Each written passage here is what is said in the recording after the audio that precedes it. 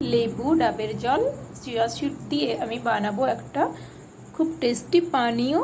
এই গরমে খাওয়ার জন্য খুবই উপকার। প্রথমে ডাবের জলটা দিয়ে দিলাম।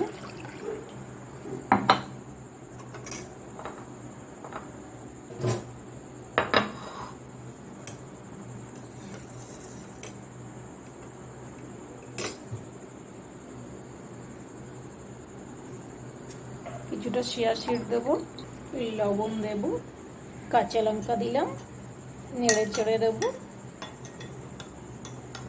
টেস্ট করে দেখবো কেমন হলো। হ্যাঁ, খুব সুন্দরই লাগছে খেতে। চিনিটা দিতে ভুলে গেছিলাম, তাই একটু চিনি দিয়ে নাড়িয়ে চড়িয়ে নিলাম।